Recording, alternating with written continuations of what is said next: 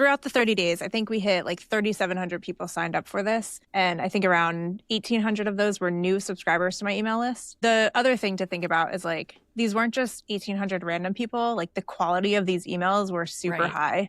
I was at an event and I had Kit's CEO, Nathan Barry, come up to me and say, hey, that 30-day thing you're doing is super cool. Like it was just like random people that I would not expect to be reading this were reading it. Welcome back to the Sustainable Creator Podcast. Today, we are sitting down with Chenell Basilio, who is a newsletter growth strategist who helps creators cut through hacks and grow sustainably. She also hosts the Growth in Reverse podcast and has an email list called 30 Days of Growth. We are currently going through it, and it is amazing. Every week, she reverse engineers how a top creator grew from 0 to 50,000 plus subscribers. And when I tell you it's gold, it is actual gold. Like very valuable. The tips that she shares in her email list and in the podcast are phenomenal. And needless to say, we're really excited to sit down with her today to nerd out about all things emails so that you can grow your own email list in a sustainable way. Welcome to the podcast, Chenell. We're so excited that you're here. Thanks for having me. I'm excited to be here. That was quite the intro. I appreciate it. Well, thank you. So as we're just kind of starting out here at the beginning, would you like to give us a little breakdown of what your business looks like on top of that very nice intro that you got? Sure. The business itself, good question. So the newsletter itself is probably the backbone of everything. Growth in Reverse is the newsletter. I started it in December of 2022 and have just been reverse engineering how people grow their own newsletters and sharing that with everybody for free. The business side of it is I have a community of people trying to grow their own newsletter. So there's collaborations happening and we're teaching each other stuff inside of there. So that's a big piece of it. And then sponsorships, brand deals, those are another good chunk of the business. And then I also do some coaching and newsletter audits on the side. So that's the main point of the business. A big part of the conversation that we want to have today is around the 30 days of growth that you're doing right now as a daily email sequence. But I think it would be really helpful for our audience to learn a little bit about of like what got you to where you are today to be able to do this. And you mentioned that starting in 2022 was when you started that email list. Looking back at your story, November of 2022 was kind of an inflection point for you where you realized that email was actually a pretty big deal. Do you want to tell us a little bit of that story? Sure. Yeah. So I had actually been doing Facebook and Google ads for clients from about June of 2017 up through about mid 2021, early 2022. And it was going great for a long time. And so I had a bunch of clients and it was going well. And then COVID happened and my business actually exploded and was doing super well to the point where I had too many clients and I ended up burning myself out really, really hard. So through that process, I had seen a bunch of people, like my clients, using email. And I knew it was important, but I didn't really understand like how it all worked. Like, what was I going to grow an email list about? So I never did it. So 2022, I was like trying to figure out what I wanted to do next. I didn't know what to do. I started a gardening website. I was doing all kinds of stuff. And then, in November of 2022, I found a guy named Mario Gabrielli making 300 grand with his newsletter in his first year by himself as a solo creator. And I was like, wait, what? How did you do that? So I went down the rabbit hole, just started researching his story, listening to all the podcasts he did. And then I wrote my first deep dive and I was like, maybe I should send this out as a newsletter. So that first one went out to 4 people and one of those emails was my own. So that's very amazing. Humble beginnings for this one. Yeah. Okay, I'm curious because I've never heard of this person before. Can you break down who Mario is and what made him such an interesting case study beyond the growth side of things? Totally. So I think I found Mario on Twitter. He runs and this was back when Twitter was fun and good. He runs a newsletter about VCs and startups and all of that kind of stuff that I don't fully understand. But I had seen him talking about like growing his newsletter. And I think he might have commented on someone else's post that I was following. And then I think I saw him actually on the Nathan Barry podcast way back when. So I was like, oh, this is interesting. And I heard his story and I was like, okay. So why he was so interesting to me was he seemed like a normal guy and he was very down to earth. And I don't know, I was just like, you're a solo creator writing. And he wrote these long form pieces. I was never a fan of like short stuff and like, I just always resonate more with long form content, even podcasts. Like I'm always a fan of like a 2-hour podcast.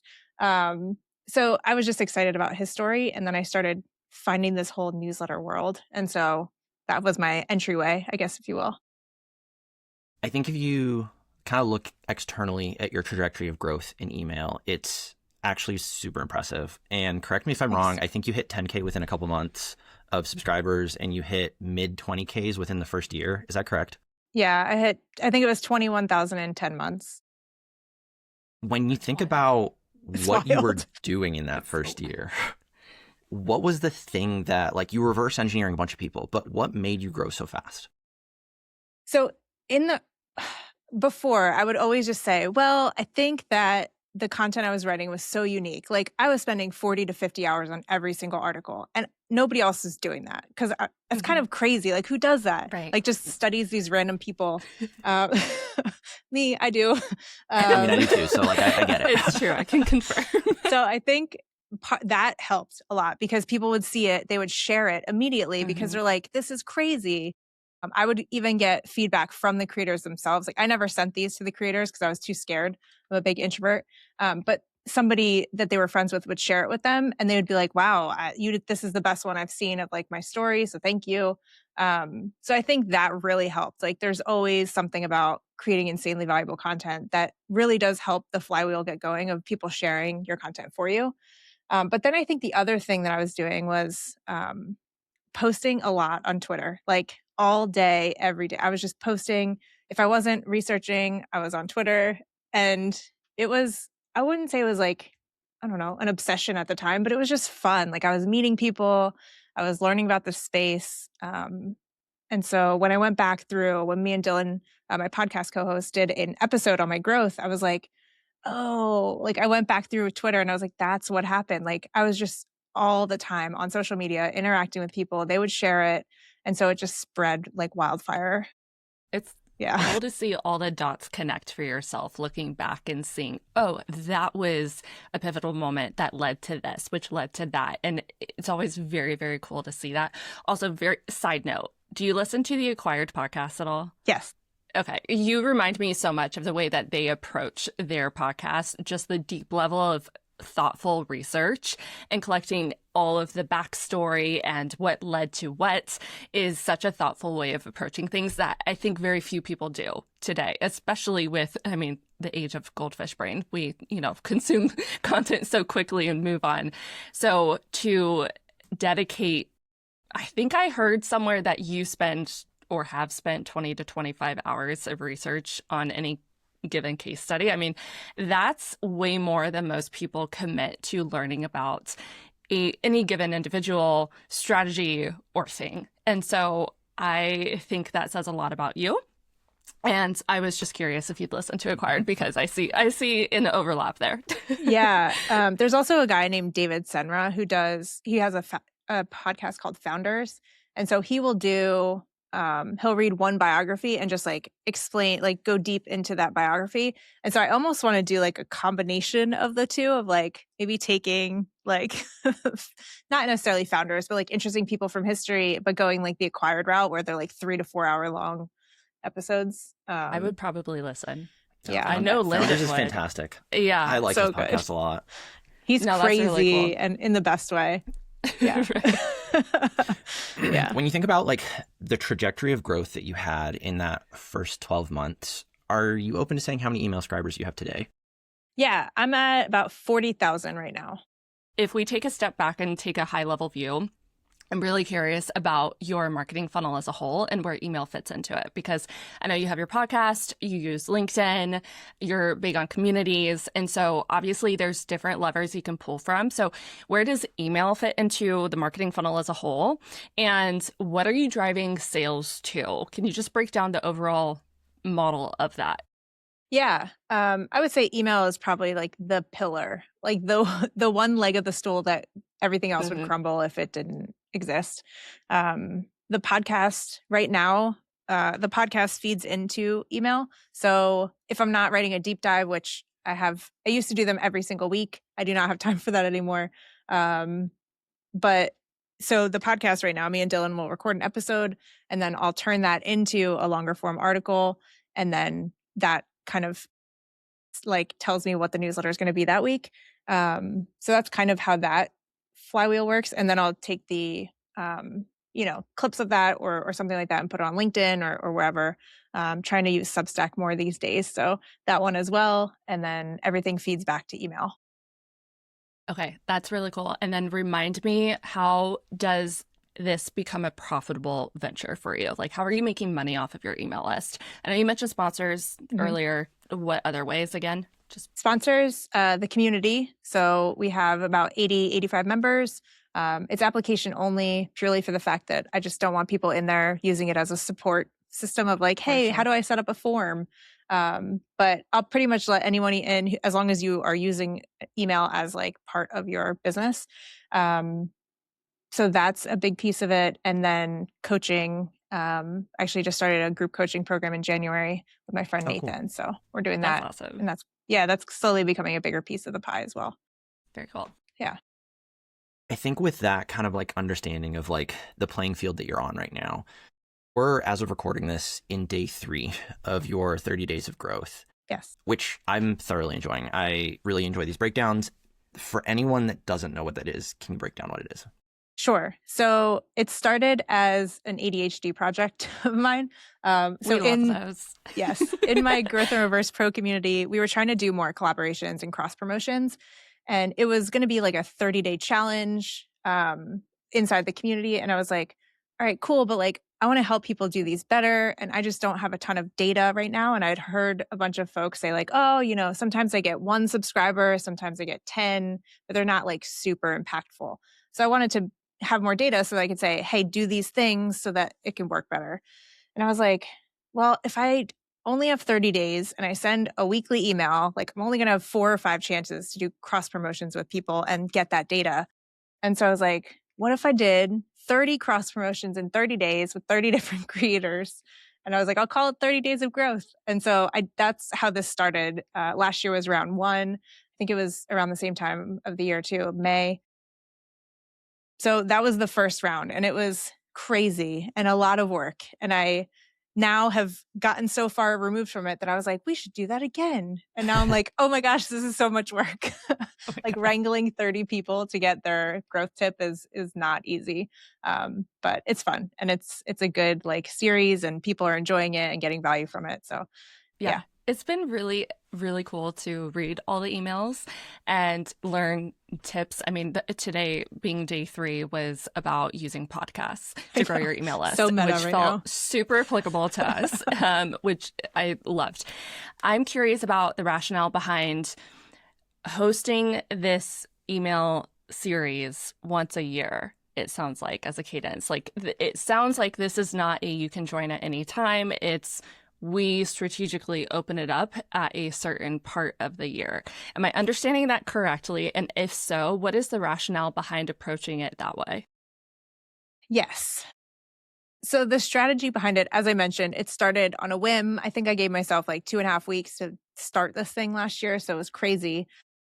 But I did actually keep it as a 30-day sequence you could join until about 2 months ago. And I was like, I need to shut this down because if someone's going through this and then they get another 30 days of growth, it's going to be crazy. Makes sense.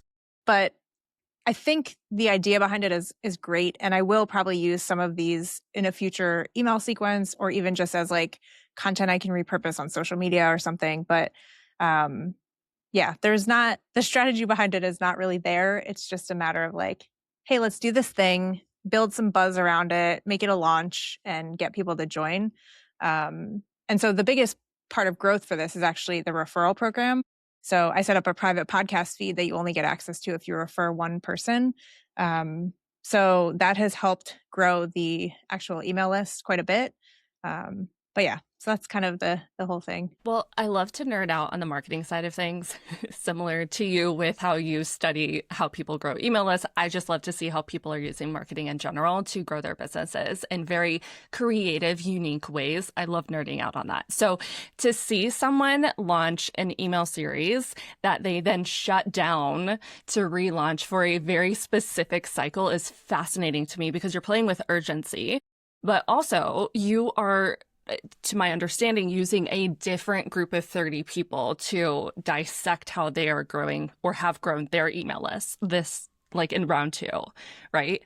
So, okay, from a time perspective, I would love to know how many hours, if you could estimate, and if you actually have like the actual hours, I will be so impressed. But if you were to estimate how many hours it has taken you to compile everything for round 2, what do you think it's been? Oh boy. There is no way to know the exact, because like sometimes I'm like, here's 10 minutes on it, 20. Probably a good like 60, 70, 80. I don't even know. Honestly, I have no clue. And it's not even just me at this point. So Dylan is Right. also helping me put this together. But it grows over time. Like we're still at the cadence right now of figuring out like how these emails look, because I changed it a little bit from last year. And so I finished the one I sent out this morning at like 7 a.m. So like 4 hours ago, and then I scheduled it for 9. Wow. So yeah, Honestly, I don't I recommend appreciate this. hearing that, because it's very easy to look at people who have like these very robust emails and the strategies that they use, and to think, okay, they must be planning way well into advance and having everything scheduled, automated, the funnels, all that good stuff, which I'm sure you still have. But to hear that there are still times when hours before it goes out, you're getting it where you want it to maybe make it a little bit more timely and applicable, is honestly very refreshing and encouraging to hear. So thank you. I'm glad you say that, because yeah, I mean, we're all humans still at the end of the day, Exactly. right? So I honestly, most of my newsletters, I would say 90% of them, I'm still tweaking that morning before I hit send. I don't know if that helps at all, if that's It does discouraging help. to It people, absolutely but helps. It takes a lot of the pressure off. I think we put so much pressure on ourselves to be perfect, and that can apply to a world of things. But yeah. it helps a ton to be able to just, say, hey, it's okay if you don't have everything all together, like get it to a point and then be willing to continue to just move despite whether you're on time or whatever. It's all about taking messy action, right? So Yeah, I think I I'm love one it. of those people who, I don't know, I need a deadline or like something looming Yes, for me to get something honestly, done. same. Yeah. Yeah. Yeah. So I do have a question. I just want to circle back to clarifying, like, if you're listening to this on the day that this goes out, I think it's in day 9 of your 30-day series. If they sign up at the link in the description, will they get the first email and start all 30 days, or will they start on day 9? They will start on day 9, but I'll have a link at the top of every email that says you can read all the past ones here. That was hard to decide on, because I'm like every day I'm publishing about that specific day's article. So I didn't want someone to sign up and then be like, wait, you were talking about this thing and now I'm getting day 9. Like, what's happening? Or day 1. So yeah, so that was like just the decision I had to make. And I don't know if it's the right one, but it's worked out so far. So if you're listening to this conversation and you're interested in looking at this, there's going to be a link in the description. You can sign up to get those. Thanks. Hey, real quick, you've probably heard us reference something called the BREAKROOM a couple of times. It's a membership that we host for creative entrepreneurs, and we want to quickly break it down for you so you know exactly what we're talking about when it comes up. When I was in corporate, I learned very quickly that work happens at my desk, but my career progresses when I would go to the break room. It was a place where I got to talk to people across all levels of the company. It's where I could ask for help when I was stuck on something that I couldn't figure out. And really, it was a place where I could be myself instead of being all buttoned up in front of clients. And when I left corporate and I joined Joe in entrepreneurship, I felt like I was missing that space. And that's what we built with the Break Room as a membership. It was a place for creative entrepreneurs who spend most of their time building other people's businesses to actually zero in and focus on their own businesses and talk to their peers that are solving the same problems that they are.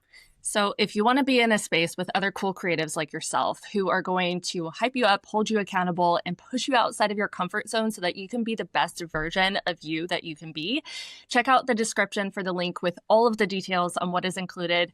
You can also start a 7-day trial, which gives you immediate access to the online portal where you can engage with other members right away, as well as come to 2 calls, including our weekly peer masterminds, which is one of our members' favorite calls that we host every week. It's a fun time. We would love to see you inside. If you have any questions, feel free to reach out. Otherwise, everything is in the description for you. And now back to the show. If I go back to round 1, you did last year, an ADHD project, you didn't really have a big plan. What kind of results did you see there? Because to me, they were very impressive. Thanks. Throughout the 30 days, I think we hit like 3,700 people signed up for this. And I think around 1,800 of those were new subscribers to my email list. So that's great. The other thing to think about is like, these weren't just 1,800 random people. Like the quality of these emails were super Right. high. So you might look at this and be like, I can get 1,800 in another way. And I'm like, great, but is it going to be the same quality of people? Like I was at an event and I had Kit's CEO, Nathan Barry, come up to me and say, hey, that 30-day thing you're doing is super cool. I really think that's awesome. And I was like, how did you find this? Like, it was just like random people that I would not Right. expect to be reading this were reading it. So it was interesting. I know you had said it was an ADHD project. Did you start out with any kind of goals at all other than just collecting data on cross-promotional that you could share with your pro membership? No, I mean, of course, as someone who likes to grow email lists, I was like, how big could this thing get? Like, what could we do here? And so I think I was probably excited if we got hit like 2,500 email subscribers. But I don't remember the number, but I don't think it was super extravagant. Yeah. So I think it was about 2,500. And so we got 3,700 and then 1,800 of those were new. So that's pretty good. It is pretty good. Yeah, for sure. I love that you're just like downplaying, like we all do. You're like, I guess that's good. Yeah, that's amazing. Yeah, it was fun. I think so. I told you I kept the sequence open so people could sign up after the fact. So Yeah. over the next like 6 or 7 months after it ended, I ended up with like 2,300 new email subscribers. So got like 500 or 600 extra after it ended, which is cool. And I think my friend Nick Loper from Side Hustle Nation had me on his podcast and we talked all about the 30 days of growth. And so I think that helped. But there was just something about how different it was that people kept talking about it. And like the landing page was still live. And so you could just sign up and get the sequence. So that was interesting. I think kind of at this point, when you talk about the idea of cross promotion, I think at least for our audience, oftentimes people think about the idea of doing like a guest blog post or cross promoting by doing this, like talking on a podcast. When you think about email lists and cross promotions, it doesn't look like you're having someone else write the emails going to your list. How do you define what cross promotion means in an email capacity? Yeah, that's a good question. So cross promotions in the newsletter world are essentially like, I'll share your newsletter, you share my newsletter with your audience. It's not necessarily a guest post. It could just be, I'm taking up the sponsor section of your newsletter this week, or even just a little blurb in the newsletter where you're like, hey, my friend Chenell runs 30 days of growth, go sign up here. So it's not necessarily a full post, although I do think if someone can send a dedicated email about your thing to their list, it's going to perform much better. But a typical cross promotion is just a quick shout out in each other's newsletter. And I think kind of building on that, you did 30 days of cross promotion. What did you learn about cross promotion by the end of that first round? Yeah, I think one of the bigger takeaways for me was that the size of someone's email list does not matter as much as you think it does. Some of the like small to intermediate creators that shared 30 days of growth with their audience actually sent me like double or triple the amount that someone with like 40,000 or so subscribers did.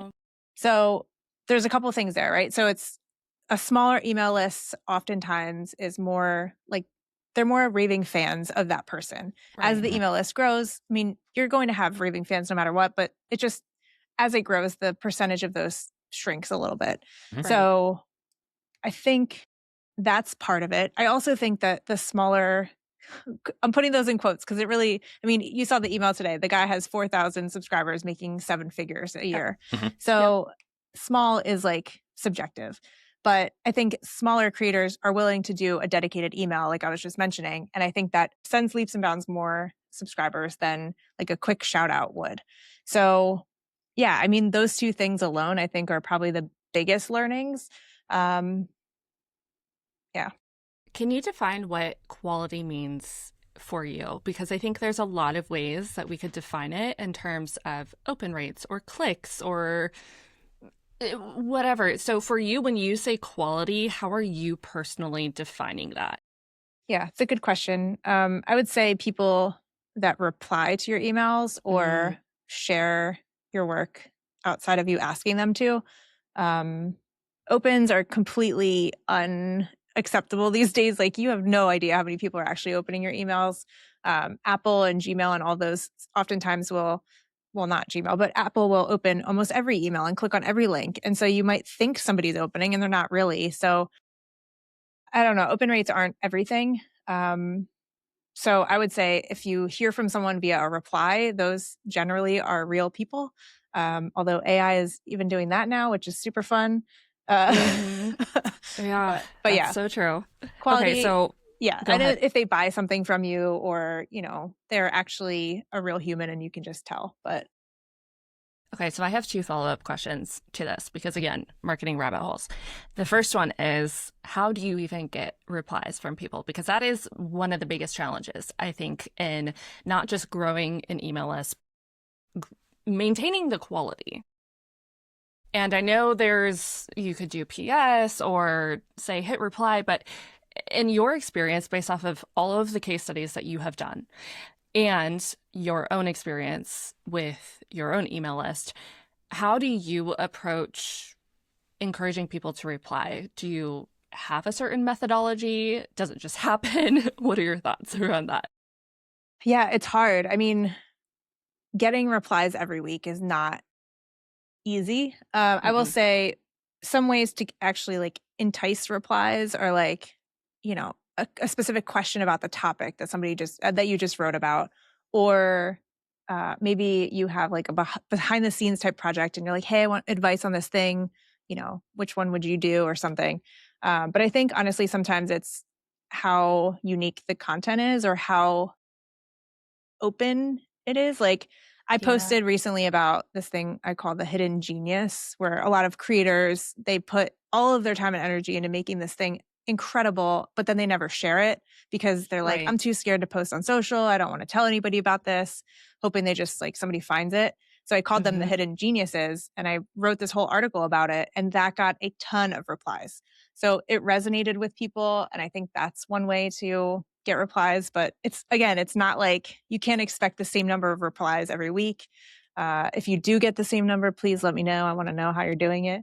But but yeah, I think just trying different things, remembering that people on the other side are humans. And so it's not just they're opening an email every week. It's like, no, they want to hear something interesting or something that's going to Right. help them. So Right. yeah, not a good I answer, but No, it's a great answer. It resonates a lot, the hidden genius specifically, because that's genuinely a thought I had yesterday going through some of our own podcast clips and realizing I have not done justice to the episodes that we have released so far, because we'll have these fantastic interviews with people and they drop so many gems in the conversations we have. And I will put up one clip or, share for people to go listen to it.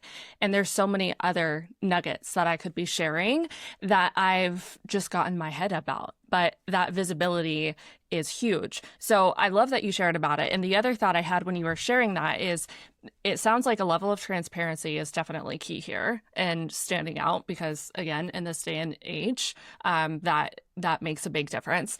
But two, it reminded me of, I remember hearing the founder of Boss Babe, Natalie Ellis, share this on a podcast a while back, that part of their growth strategy in the early days was they would share the topics and the quotes that everyone else was thinking, but nobody wanted to say.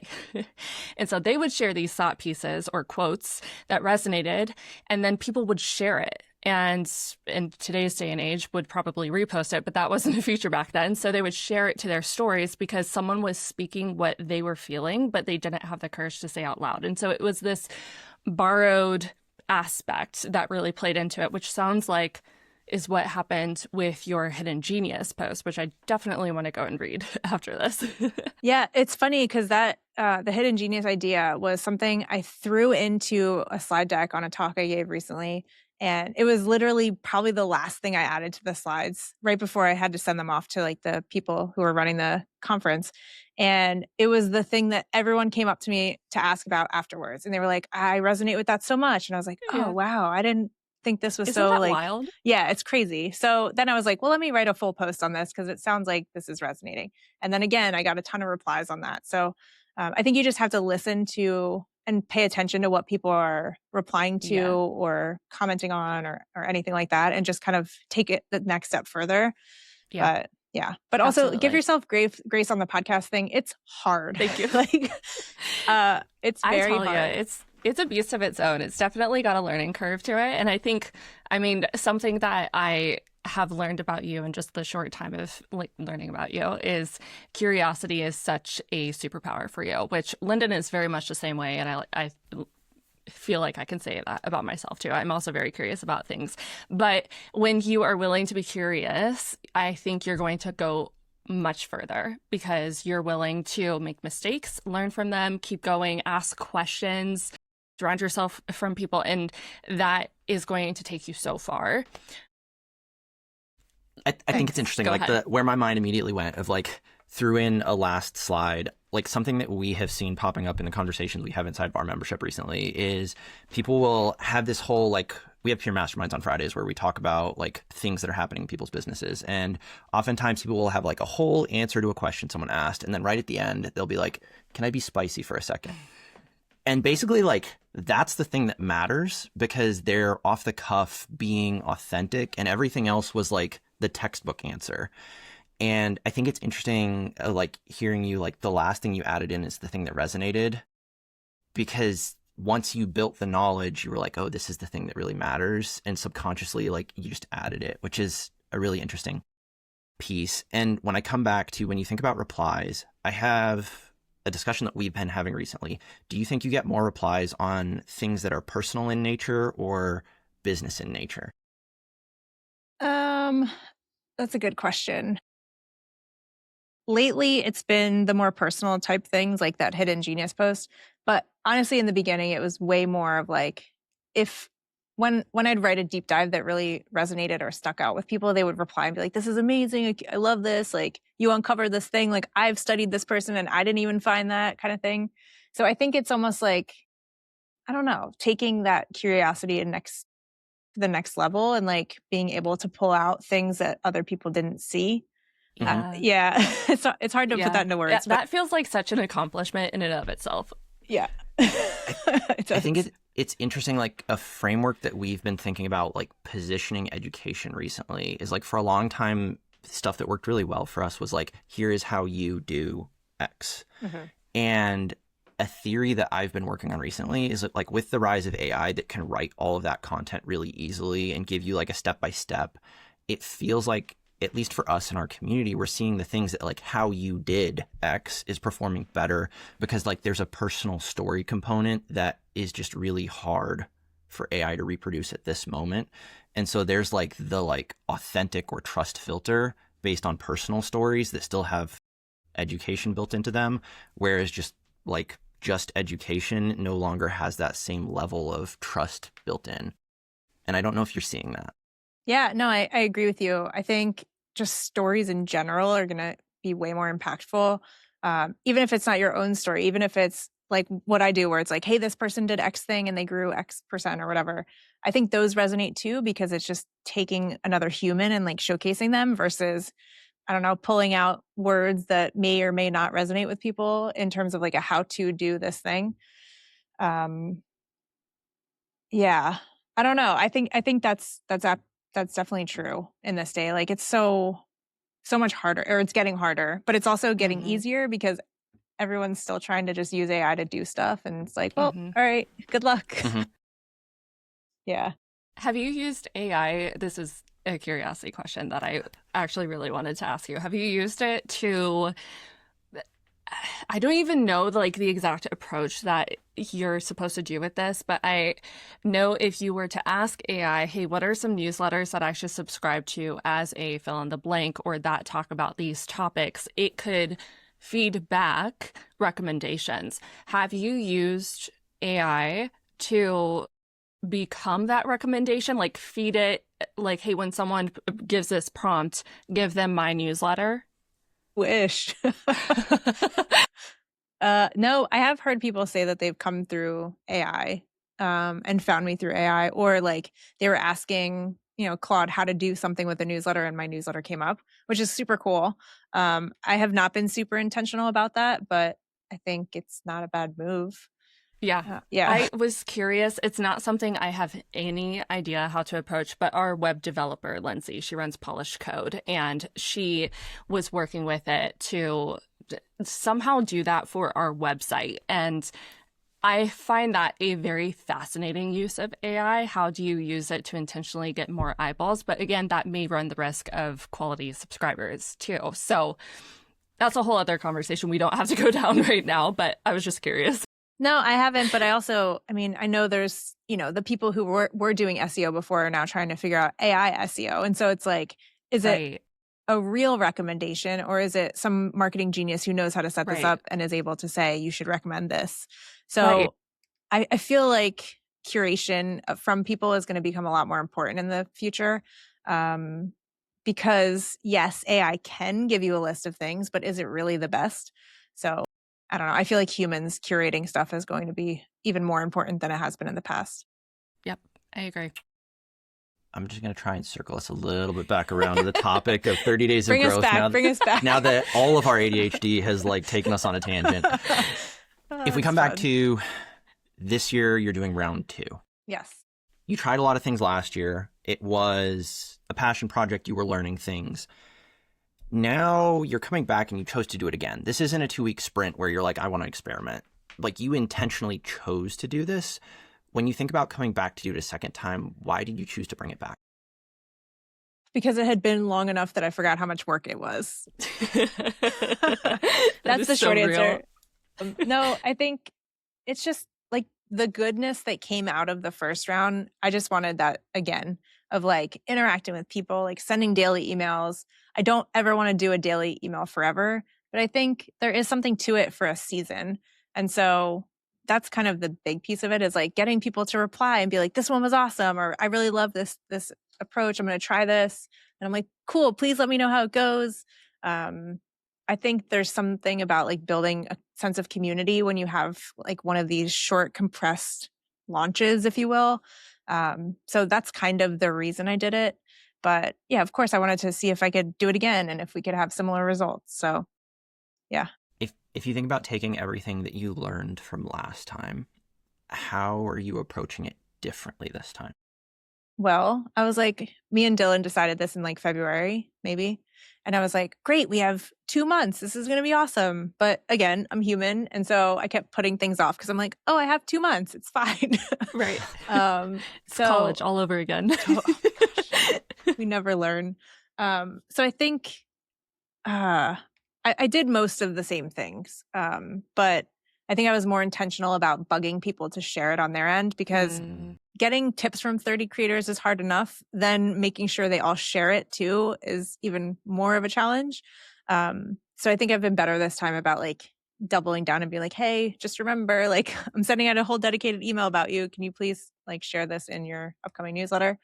But it's never going to be perfect. And people have other schedules and launches that they're doing. So I never expect 100%, people sharing this with their audience either. But at the end of the day, if the content's good, that's okay. My audience is getting something valuable, and that's really what matters. So yeah.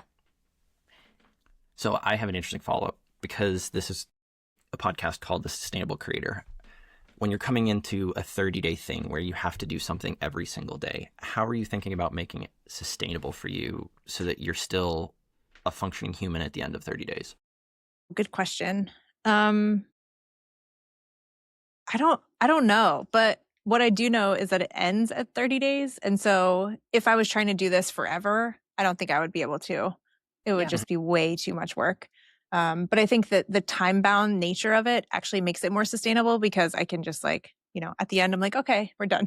And so there's a light at the end of the tunnel. Yeah. And so giving myself grace that I put out a podcast episode this morning, and it was literally one of the 30 days of growth things. And so I was like, I'm just repurposing. I'm not trying to create all this new content that's not related to each other. So trying to give yourself some, grace of just not doing all of the things that you typically do when you're going through something like this.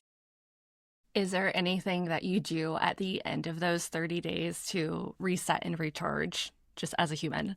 No, but I probably should. We're on day 3, every so entrepreneur I have ever. 27 minutes or 27 days to figure out. what I'm going to do.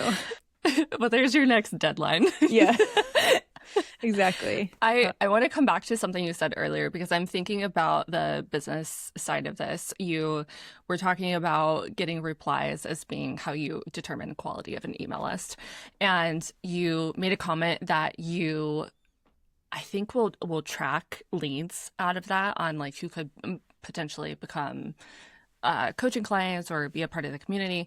Is there a way that you track those leads and follow up with them? Just from a business side of things, I think that would be really interesting to quickly break down.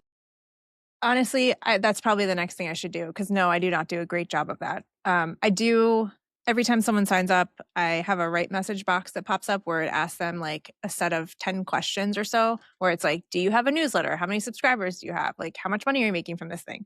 And so I think just being able to segment that way is super helpful. And then when I do have like coaching spots open, I can email that segment of the list because they're more likely to be qualified. So that's kind of the lazy man's way of doing it.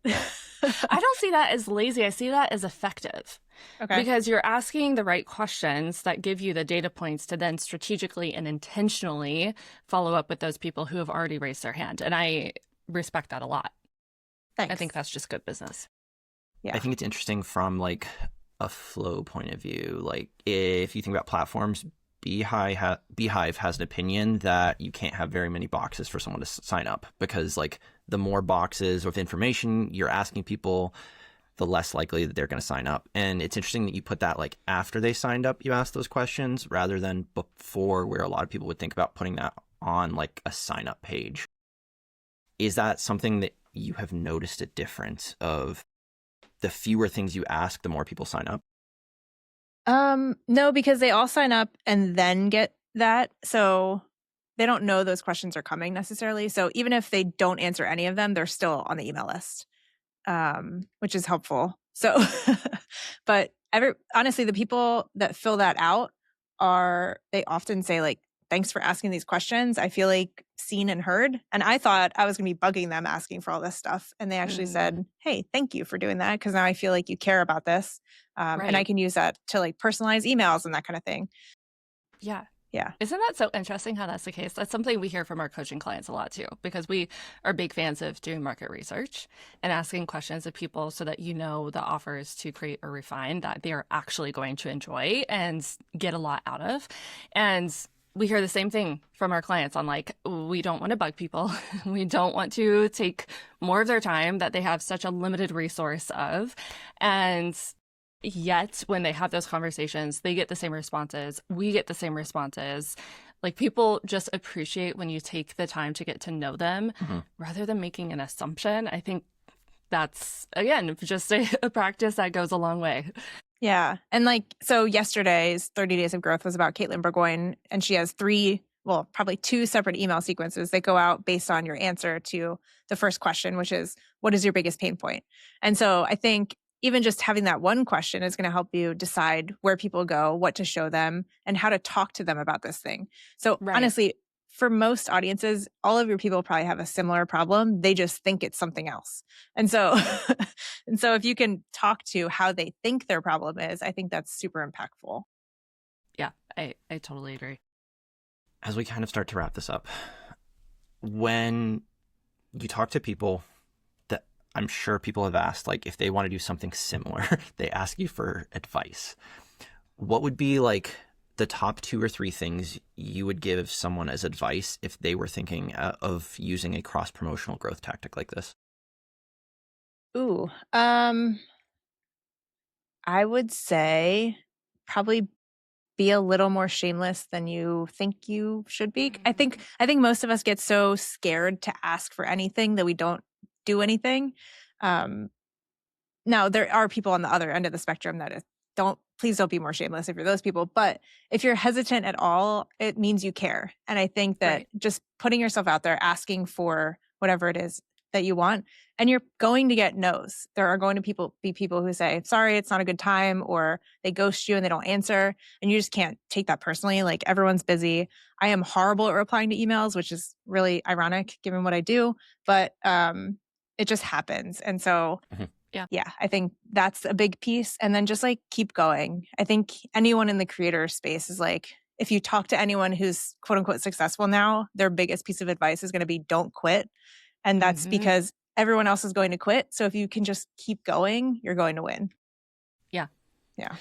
Well, on that note, let's move into lightning round. That was so good. I know both of us could continue to ask question after question. This has been really, really fun. But to wrap things up, we like to end with lightning round. So we just have a handful of quote unquote rapid fire questions. It's okay if it's not like super efficient, but that's the idea, right? So the first one I have is, what is a newsletter tip that you find yourself repeating most often? I would say do more collaborations. People don't do enough of them. And so everyone's trying to recreate the wheel. It's just like go find someone else with an audience that is similar to yours or adjacent and work with them and collaborate. Yeah. And can you just give a couple of quick examples of what collaborating for an email list can look like? Well, yeah, there's so many. We were talking about guest posts earlier. Even being on someone else's podcast is a great collaboration. You can write a piece together. Maybe you have similar interests or similar topics, and like you can collaborate on a piece. You can write about their journey, like I do, and then just share it with them, and maybe they'll share it with their audience. Yeah, I think the opportunities are pretty wide open there. It's just like find someone, do something cool. You could do a YouTube video, you could do Instagram reel. I don't know. Yeah. But yeah. The possibilities are endless. Yes. What would you say is your favorite newsletter you're subscribed to right now? Ooh, that's a good question. My friend Matt Ragland, I don't even know what he's calling it these days. He's changed it a couple of times, but just the way he thinks is like really insightful, and he's starting to do more email focused stuff. So his newsletter is pretty good right now. Very Yeah. fun. We might have to go check that one out. Definitely look it up. He's a great guy. What is a book that you're currently reading? Ooh, it's called How to Try Again. Where is it? Oh, I think it's over there. That also sounds good. Interesting. It's from my friend Steve Cam. He ran a brand called Nerd Fitness a while ago. And he just wrote a book, and it launches in June. I think it's June. Sometime. So, but it's really good. He's like this nerdy guy, but he's also like a normal person. So he inserts these like really good quips into it. So definitely a good book. I love that description. He's a nerdy guy, but he's a normal person. I'm clearly interested already. You're speaking our language. I love it. It's great. What would you say is a typical day in your life? Ooh. So I typically wake up at like 4:35. I just can't sleep longer than that for some reason. So I'll wake up, have coffee, just usually start work until about 10 or so. And then I'll either take the dog on a long walk or go for a run. And then I come back and work again, have lunch, and usually quit around 3 or 4. Yeah. What a great day. Okay, knowing that you love to experiment with things, what is something that you want to experiment with next? Ooh, a virtual summit. We're actually, yeah, me and my friend Nathan are going to set one up in June, early June. So that's going to be fun. yeah, I think it'll be fun. It'll be another fun thing to grow. So yeah. No, that's cool. Just as long as you give yourself a gap after this 30 days before the next big push. Yeah, I think I have like a week or 2, so it's fine. Yeah, that's great. That's enough. That's all you need. It's fine. Who are you learning from right now? Who am I learning from? I would say, actually, you just had Sam Vanderwielen on. I'm learning a lot from Sam in the sense of learning how to accept everything you've gone through in life and not just be solely focused on business and like growing stuff, and being able to take like the more personal things. Like, I don't know, I just love how she's navigating life right now. And so I'm always a big fan of her Substack lately. So yes, yeah, I agree. I have it on my list to go read her Substack today that she dropped. We adore Sam. Yeah, there's so much that everyone can learn from her. So that's great. Okay, last question we have is, do you have any questions for us? Yeah, I mean, as a newsletter person, I'm just curious, like, what's been the most impactful thing you guys have done to grow your newsletter so far, or your email list? Ooh, that's a tough one because I feel like we're always talking about how can we grow, and so it feels like we haven't quite solved that answer yet. Yeah. I think the thing for us is it feels like newsletter is one of those things of like we have to have a business that's stable to like build a newsletter to support that business. And over the last like 4 years, we've pivoted a couple times. Okay. And it feels disingenuous to our audience to like grow an audience and then build a different business and like try and pivot them. But I think the biggest thing that for us that has grown is Virtual Summit, honestly. Like speaking at Virtual Summits is probably one of the biggest drivers. And then like the classic lead magnet is probably the second like biggest thing that has grown our audience.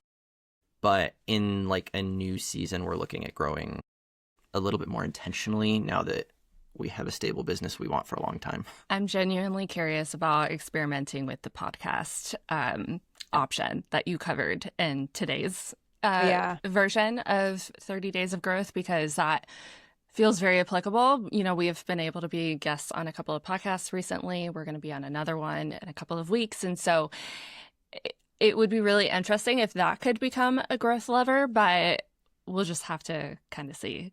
I don't know.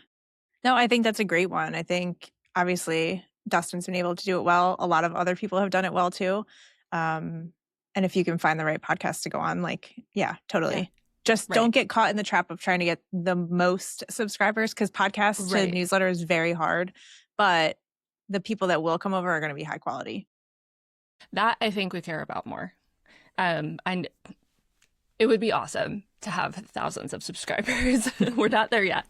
But quality, I mean, at the end of the day, like, how are we bringing in clients who are going to be really fun to work with, and we're going to be able to help them the most in their businesses? And so that would, I mean, if that's an option, is worth pursuing for sure. Totally. That's awesome. Yeah, I'm excited to hear how it goes. So as we kind of round out here, I already mentioned that we're going to put a link to the 30 days in the description. Where else can people find you if they want to know more about you? Yeah. Me and my co-host Dylan nerd out on the Growth in Reverse podcast, where you can get wherever you are listening to this right now, probably. So that's a good place to go. Otherwise, 30daysofgrowth.co is the website, and you'll get added to the Growth in Reverse newsletter after that. If you're listening to this after that's over, you can sign up there and still get access to the newsletter. Well, guys, we will have all those links in the description for you, so please go check them out. Go subscribe to 30 Days of Growth. We can tell you firsthand, it's been incredibly valuable just being only a few days in so far. Highly recommend it. Thank you, Chenell. This has been so good.